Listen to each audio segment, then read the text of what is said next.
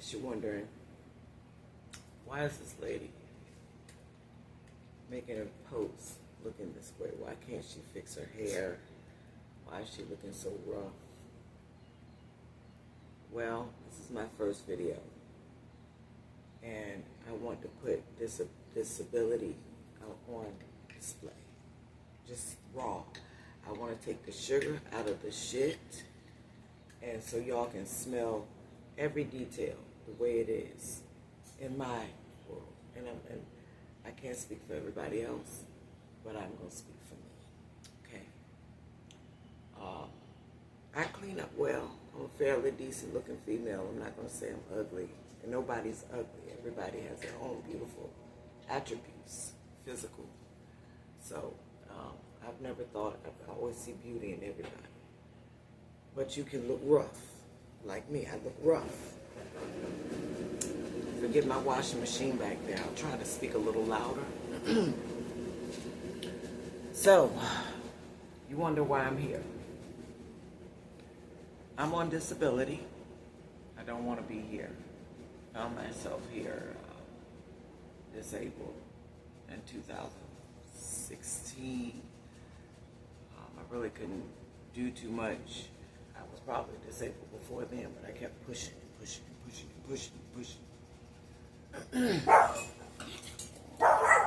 I knew that they would ruin my video.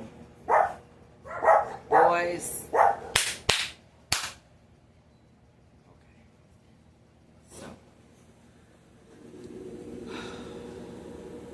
I have been doing hair all of my life. I've been standing in high heel shoes for many years behind a beauty chair, behind a salon chair, doing hair. I've worked for Paul Mitchell, I've worked for Wella, I've worked for Bonner Brothers. I've owned salons, I've co-owned salons. I've been a director of Day Spa, and I've owned my own beauty school. I love doing hair. And that was my passion. I just wanted to do hair so that I can make enough money and retire, because there's big money doing hair. And we'll get into that into other videos. But the reason that I'm here again is because I have a disability now. I got a neck surgery in 2014. As you guys can see the scar here. Maybe not. Well, they did a good job. He did. That's probably the only good job that he did was a scar. You really can't see it too much. But I went in for numbing. I went in actually originally for very bad low back pain. And because I found that, I stood all my life. And now I can't stand long without extreme pain. I fell on my tailbone years ago. And now the result of that is coming and turning into arthritis and spondylosis and all of that in my lower back, just causing pain down my legs, on the top of my toes. You touch my skin on my toes, and it's very, very feels shocky. It just feels good when you rub it, but it's thumping. It's like pain all the time. Hips, low back, everything.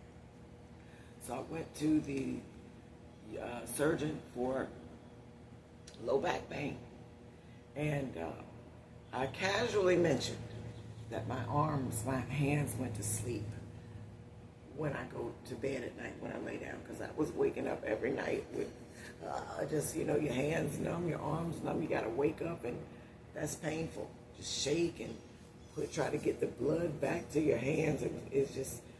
It was an interruption at sleep. So during sleep, and this is back in 2014, which explains the dark circles in my eyes. I haven't slept, really, since 2014. It is 2025, okay? I'm going to show you guys some pictures of what I looked like prior. I've never been a makeup wearer, never wore foundation, never. I'm gonna keep going. So when I casually mentioned my hands going numb the doctor, Dr. Stephen Parker at St. Vincent's Spine and Brain and Spine in Jacksonville, Florida. He mentioned, well, we'll look at your back a little later, but with your hands going numb, I'm worried about slip disc or bulging or herniated disc in your neck. And you could possibly wake up paralyzed one day. Or you could fall and become paralyzed. Don't worry. I'm a sponsor for the Jacksonville Jaguars football team here. And, they get this surgery and they keep on going and, And he came in the room and he showed me the metal piece that he would be putting in my neck. Me not being knowledgeable, I don't know anything about medicine. I don't practice medicine, so I trust my doctor to make any decisions that will help prevent anything like tragic, okay? So I agreed to the surgery. And like I said, the only problems that I was having with my neck at that time was numbness. When I woke up from surgery, he asked me, are you still having numbness in your hands? This is directly out of, I'm in recovery, and I'm feeling my hands, and I'm like under morphine and anesthesia and everything else they could give me to put me under to cut my neck in the front and get back to my bone. And he comes in within an hour in recovery and asks me, am I still numb? I'm numb all over. Numb all over. So, of course, I answered, no, I'm not numb. My fingers aren't numb. Following surgery, I started having pain in my neck when I lay down, pain in my neck when I look up, lost range of motion in my neck. This is as far as I can go. When people can kind of go over here, I can't. There's an implant in my neck, a metal implant. So ever since I've had surgery, I've been in pain. Not only have I been in pain, my arms still go numb. I went to him several times after the surgery and explained to him how much pain I was in. And, give it time, it'll heal. I believe I did go through physical therapy shortly after for a short time. Anyway, I just stopped going to him and I started to go to another doctor, because my complaints were not heard. Then I got into a car accident. I got hit from the back. When I got hit from the back, I had to go to their doctor. The lawyers sent me to. And that doctor was, what was his name? I can't remember right now. Mario Pereira. He was a doctor in Jacksonville. You can look him up. He passed away. In a car accident. But he was the most upfront doctor that I've ever met. He told me, he says, Miss Little, off the record, he says, I kind of think I know why your neck is the way it is. He says, possibly, you do have some soft tissue injuries, whatever that's going on from the accident. But you have a man-sized piece in your neck. He says, I can't believe a colleague would do this to you. He says, the piece came in 2 sizes, and you weren't a good candidate for either. Back then I had my voice. If you notice, my voice is this way. It's been this way for about 3 years, going on 4 years now. So, I'm looking at him, I'm like, no wonder I've had so many issues with my neck and shoulders and arms, because it hasn't felt right since I've had surgery. So he gave me options. He says, yeah, you're going to only go down with this piece in your neck. He says, I can't believe a kid colleague did this, and he gave me this analogy, and I will never forget it. He said, it's like someone parking a Hummer in a parking spot specially designed for a Volkswagen. He pulled up the images and he showed me the spacing. And then he showed me the spacing where my spacer was. And then he showed me the spacing. He was like, well, this is, see how much space that is, and see how much space this is, and see how much space this is. See? So my neck is kind of being stretched. Every neurosurgeon that I went to afterwards dismissed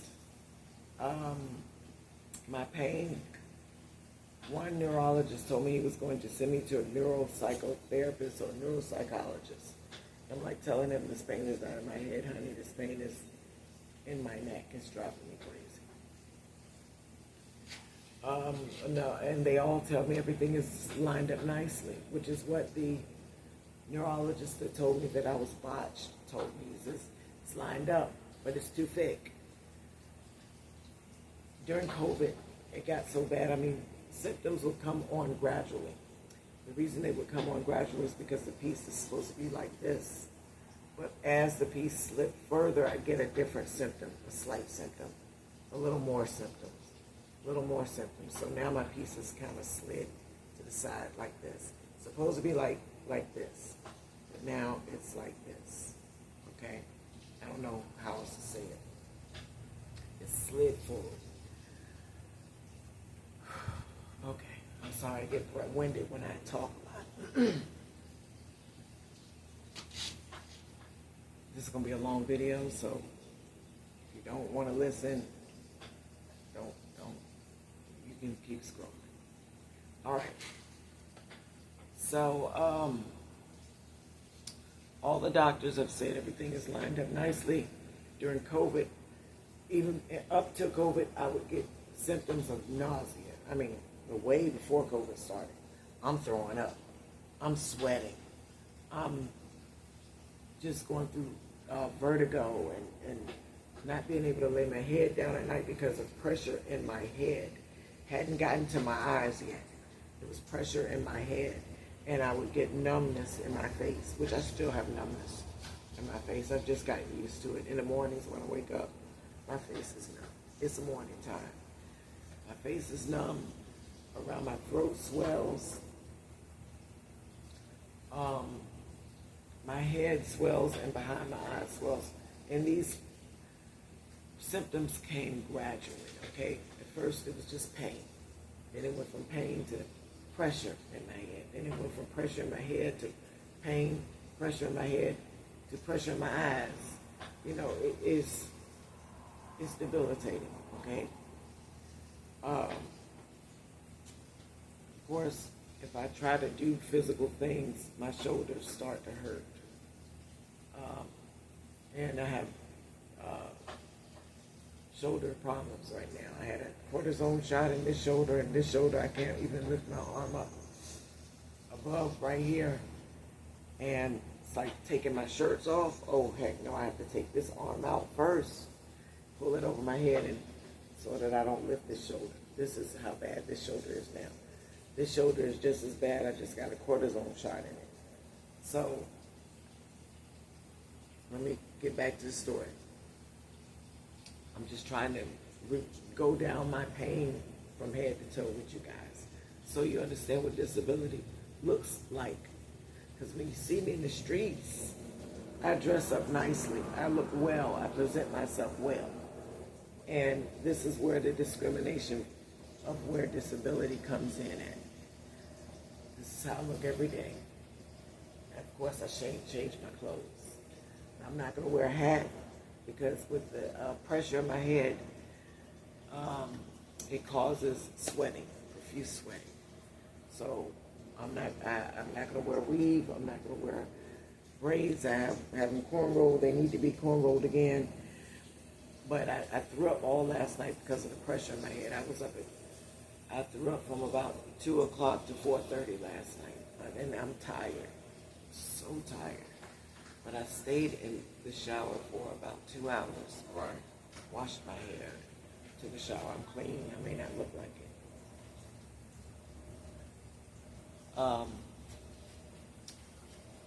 And with that being said,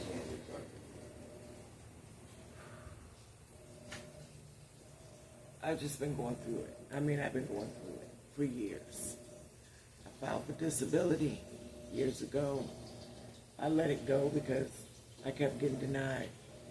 A friend came over and he said, Lynn, you're on all these medications because they had me on hydrocodone. They had me on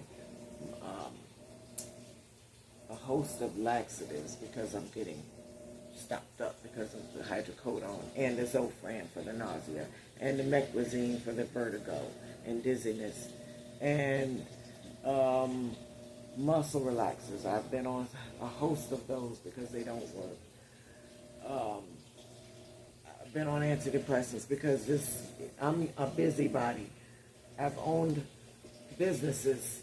I don't like to sit still. I like to work.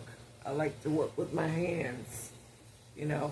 So it drives me nuts that I can't do anything right now.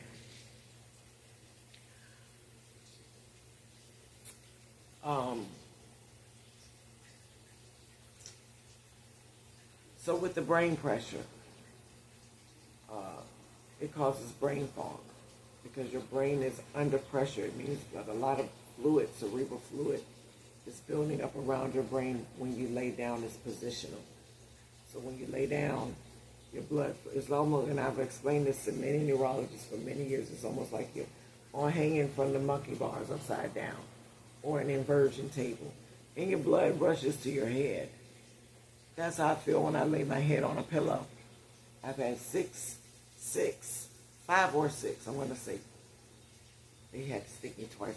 I'm going to say 6 because if they had to stick me twice in one session, that's 2 damn spinal taps. So I've had 6 spinal taps since November. And that's because no doctor would listen to me. I finally found a very good doctor. And if you all are in Jacksonville, if he is accepting new patients, please go to Dr. John Lambrick's in Jacksonville, Florida, in the Riverside area. St. Vincent's doctor. He's compassionate. He's thorough. And if he doesn't know what he's a PCP. Okay, but he's a PCP that will try to at least listen to you enough to guide you down the right path. And he sits with you, and he sits with me, and I'm sure he'll sit with you too. I come prepared, so he loves me. I come prepared because I have a host of issues going on. So whenever I come to him, he loves to see me coming. I take out my list. Doc, this is what been going on since the last I've seen you. I'm getting sweaty more. I can't lay down for more than 15 minutes at a time without, I'm on a diuretic. The diuretic is not working. I mean, I have all of this stuff on. He'll just take the list. He'll just start typing and start asking me questions. He loves that. And that way, because I have brain fog, I forget stuff. I have it written down, and we communicate that way. There's also a portal. Anyway, he has sent me to neurologists, neurosurgeons, pulmonologists because I can't breathe at night. Because when the pressure builds up around my neck, it builds up around my head. Now it's building up around my neck. For years, it was just building up in my head. Now it's building up around my neck and my head. Whenever I lay any pressure on my neck, I can feel it now. I can feel it. If I put any pressure on both sides of my neck, I can feel it, like right up in here. And I have diagnosed myself. At night, when I'm up at night in pain, I'm sorry guys, I'm all over the place, but I'm just trying to unload. It's 19 minutes in, and I'm just trying to unload. And because it's years of not being heard, and years of pain, and years of suffering. So I started to, at night, I come in this garage because I didn't want to wake my spouse, my partner, and I just sit in here and go on ChatGPT. Well, years ago there was no ChatGPT, but I would Google now ChatGPT. But I've diagnosed myself with occipital neuralgia because at first when I lay down on this occipital bone, which is that bone in the back of your head, I'm not going to turn my head around because y'all already see the bad, you don't want to see the worst. But that big hump, whenever it started out with that, when I lay down on that, that was when the pressure would arise. So when I went to my pain management specialist, she started giving me facet joint injections, which are needles deep up in the spine area, not to the cord, but deep in the spine for pain. Didn't work. I've had trigger point injections. They don't work. I've had, like I said, physical therapy. Doesn't work.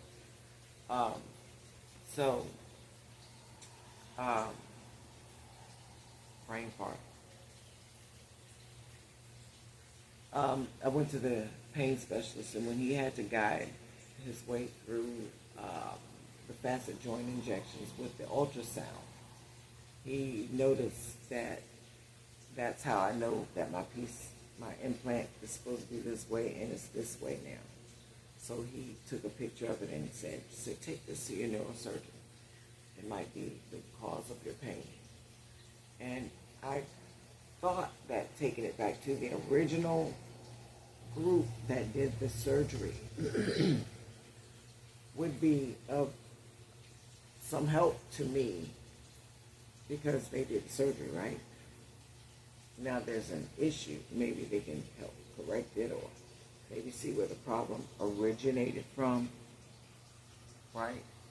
Being too large. They're not going to admit fault.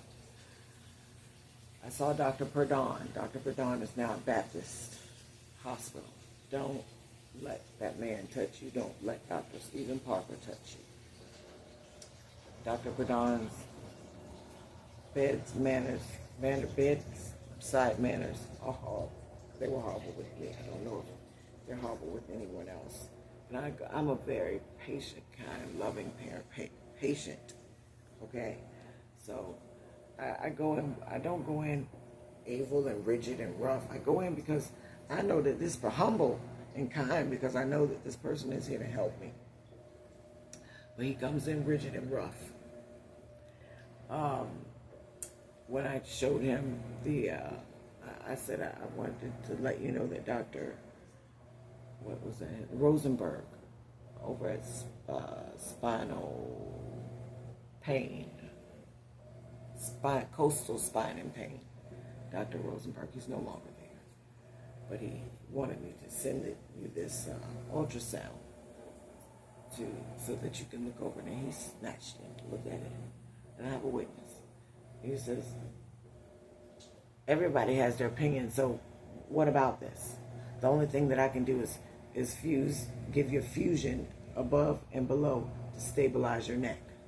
I can't take it out because it's fused itself to your bone, and if it would take chiseling, and chiseling is dangerous. You could come out paralyzed, and I'm thinking to myself, God, my God, I can't even talk right now because of y'all. I'd be doggone if I'm gonna let you chisel or much less do any other surgery on me. No thank you. Thank you, but no thank you. Love your attitude. I let him know that I was getting nauseated. He tells me nausea has nothing to do with neurology, with your spine.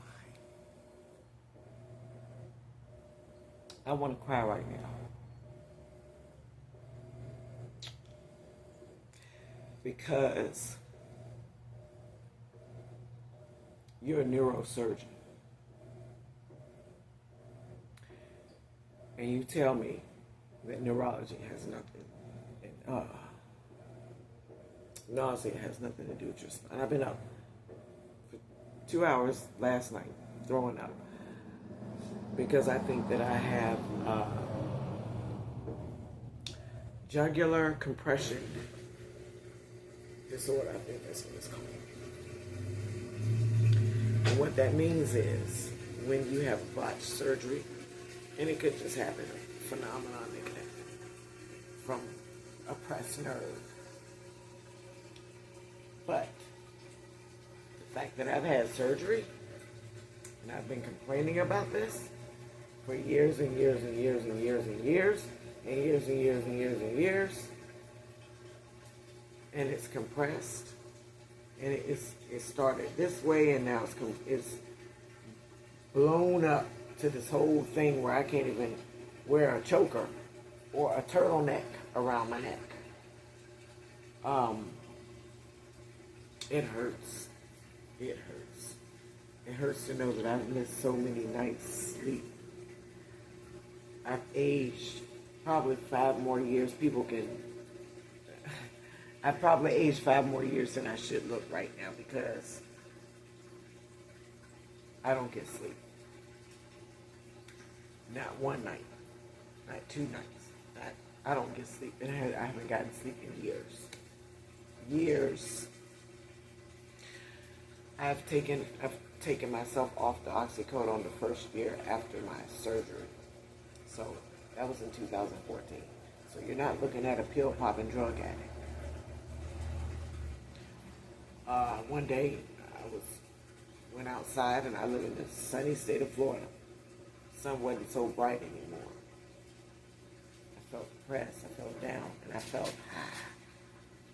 I just felt I couldn't get out of this cloud, and it was the medication that I was taking, the meloxicam, oxycodone, the Zofran for the nausea. It was just a lot. So I can't remember the antidepressant. It was just a lot. I took myself off all that shit. And then I couldn't sleep. My eyes were like this. I said, for probably the next 45 days, I went through detox and had no idea I was going through detox because I've never been on a drug. I smoked a little weed in my life. Never been able to stop smoking weed and start getting sick. I was dope sick because this is why they always tell you when you're on these medications, let your doctor know. Don't stop taking it. Let your doctor know. I didn't let my doctor know. I just said, F it, my doctor don't give an F because I'm going over here, I'm complaining, I'm going over here, and they just want to throw more pills in my mouth, more narcotics to shut me the F up. I'm in Florida, you know how they do. So I had to, like I said, take myself off. 45 days I couldn't eat, couldn't sleep. At night I felt like I wanted to run around the block. But I couldn't physically because I felt horrible. Body twitching. I mean, it was just like my muscles would tense up, and it would be a painful tense. Even down to my fingers. Y'all, I can see why somebody don't get off crack. Don't get off heroin. Don't get off meth. Don't get off things. I can see why. Especially if they're voluntarily taking it. I was voluntarily taking it. I was taking it because my doctor prescribed it. And I was voluntarily taking it because I thought it was good for me. No.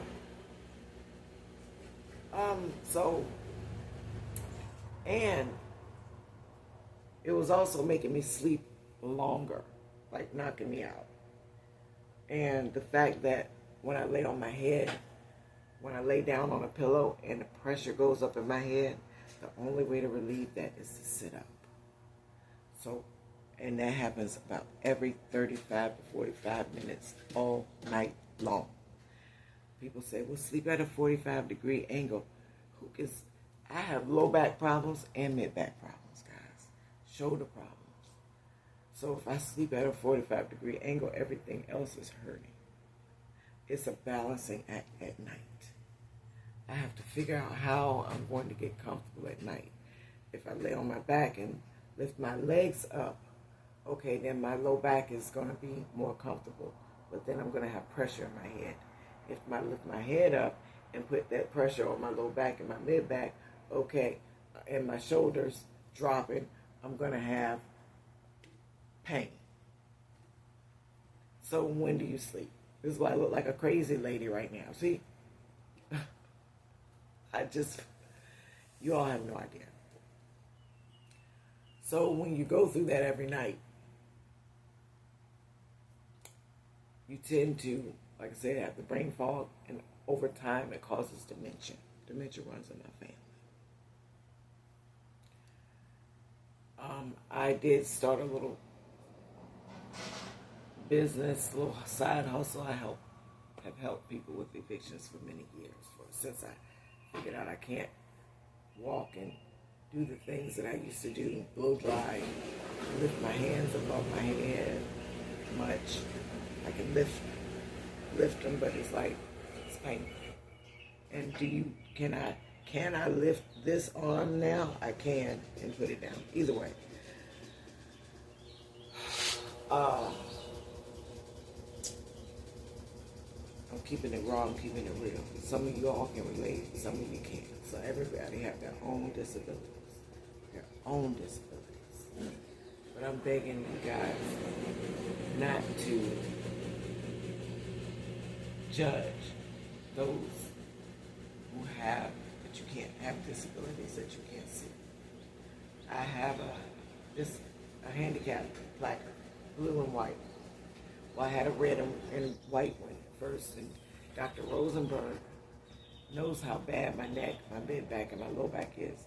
He refused to give me a permanent one because he says I was too young. I have a lot of pain. Some days I'm fatigued because I didn't sleep all night. And if I need to go to Walmart to pick up my prescription, or even get something to eat, it is nice to be able to park closer to the store because I don't feel good, guys. I shouldn't have to get out and limp. I shouldn't have to get out and crawl. Some days I do get in my electric carts. People look at me like I'm crazy too, because those days I may have felt like getting up and putting on makeup and put on a wig and some clothes and look decent, nice sandals, nails done, and people look at me like, why is she parking in a handicap spot? And I still may be moving a little slow. They just don't know. They may think I'm just walking slow. Okay? And then I still may get into a shopping cart because after doing all that hair, nails, makeup, I'm tired. That's why I wanted to make a video.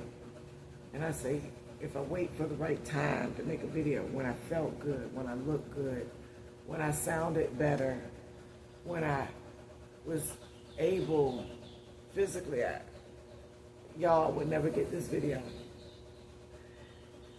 My goal for this channel, and I'm getting to the gusto now because I'm only going to go up to 35 minutes, 33 minutes now. And if I edit the video, it'll probably be less than that, but I don't plan on editing anything. My goal of this channel is to try to find something to do with the ability that I have to get off of disability, because I hate disability. The fact that I'm not doing anything wrong, but I have limitations, and I know my own limitations, but disability has another set of limitations for me. I let them know my limitations, but a lot of times, and I'm not saying a lot of times, sometimes I can go below those limitations because I don't feel good. And sometimes I can go a little bit above those limitations because I feel good.